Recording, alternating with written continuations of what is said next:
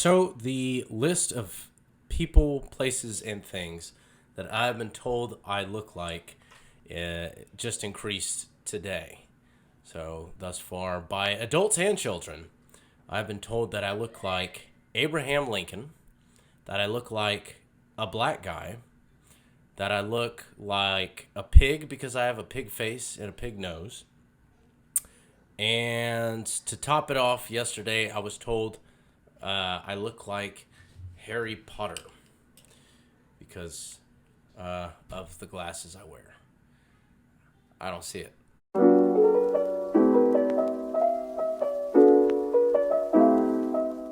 Welcome to Rumble Book Club. I'm your host, Michael Hernandez, and this is the show where a normal guy like me can talk about interesting books I've read, old and new, good and bad. So if you like the show, you like the content, or maybe you've been confused with Harry Potter too, well, you've come to the right place, my friend. You can follow us on Twitter, Parler, and TikTok, or you can subscribe right down below on YouTube and Rumble.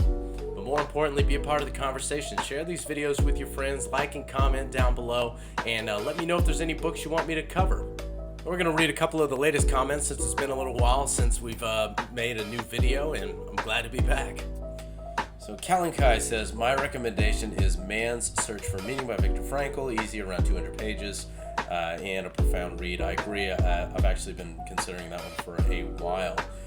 Now, Dirt Fighter says about the book Extreme Ownership, great book. I read, listened five times now, 3 of which were back-to-back. The lessons learned and applied have no doubt helped me grow personally and professionally. I've also read the follow-up book, The Dichotomy of Leadership.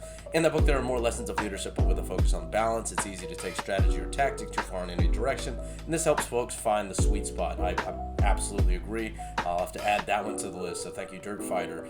And then Last Tugboat 243 on the YouTube says I'm going to have to read this about a book about George Carlin called Last Words. That was an earlier video I did.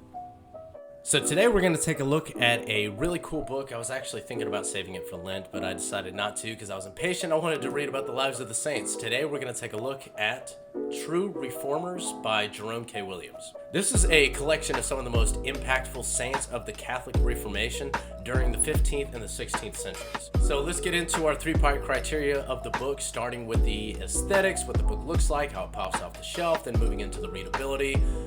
Not just how it reads mentally, if it's kind of a mentally exhausting book, mentally draining book, or if it actually has good flow to it, but also how it physically reads, if it's easy on the eyes. Then we'll move into the content, what kind of information or what kind of story you're getting from cover to cover. So let's start off with the aesthetics. It has a very typical cover. This was printed by the Augustine Institute. This is pretty standard for what you would see on their shelf. It's got a high gloss paperback, which I'm not the biggest fan of. If it's a paperback, I tend to prefer kind of a matte finish, but nonetheless. The images of the saints in the cover are pretty good depictions of them. I like it. It has kind of an artistic feel to it.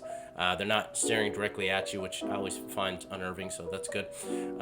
And the cover is darker. It has kind of a darker theme, which I'm a fan of. I like things that are a little more laid back and darker in the cover. And then the bordering here is kind of nice, has that kind of Roman Catholic feel to it. So nonetheless, the aesthetics is pretty solid. I'm going to give it a strong 8 out of 10. Now let's take a look at the readability.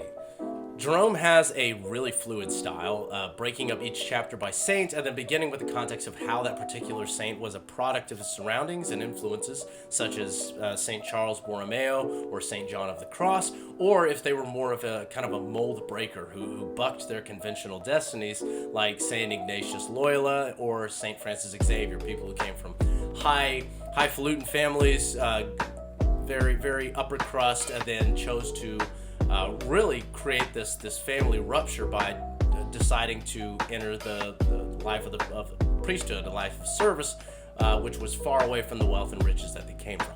As far as physically, the pages are slightly off-white. The printing is a little bit smaller. The margins are a little bit slimmer than I'm typically comfortable with, but nonetheless, it does read very well.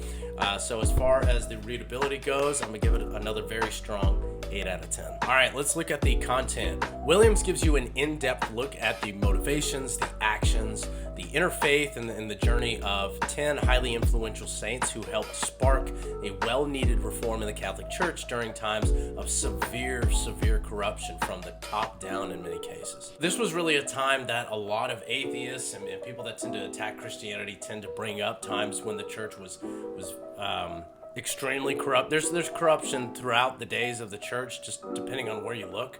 But this was a time when it was like absolutely rank in the church, and was one of the reasons why the Protestant Reformation was as effective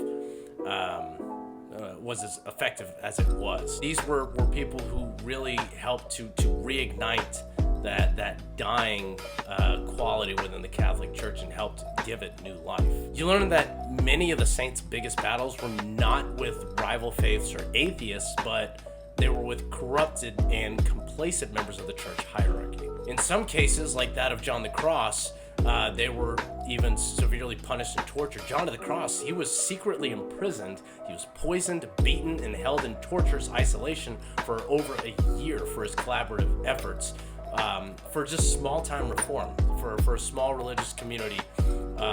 It was the Carmelites. He was running the male Carmelite group, and he was leading them in a more stringent practices than what was traditional, and that rubbed people the wrong way. And so he was kidnapped literally in the middle of the night and essentially tortured for that, just for trying to work with his collaborative efforts with Saint Teresa of Avila, another saint that's mentioned in here. It's a broad collection of military men, farmers, clergy, and child prodigies, with a common tie of being individuals who exemplify the Catholic faith. He makes it clear that the church itself, the people in it, the individuals in it, are not always perfect, but these were people that are the exemplars of what the faith is meant to be within each individual. They spark that new life. Every time the church seems to go through a dying period, there's saints and amazing people like this that breathe new life into it, which is the design of God.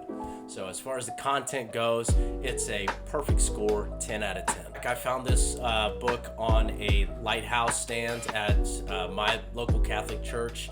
Odds are there's a Catholic church near you. If they have a lighthouse stand, there's a good chance this will be here. Otherwise, you could probably go to the Augustine Institute, go to their website, look online through Amazon. You could probably find it there. I don't think you'd be able to find it at a conventional bookstore unless there's maybe a Catholic bookstore nearby. There might be a chance there. So the book is True Reformers by Jerome K. Williams. Go out and get yourself a copy. It's a fantastic book. Even if you're not a Catholic, it's really cool reading about very inspiring people that help spark an entire movement for change for the better in humanity.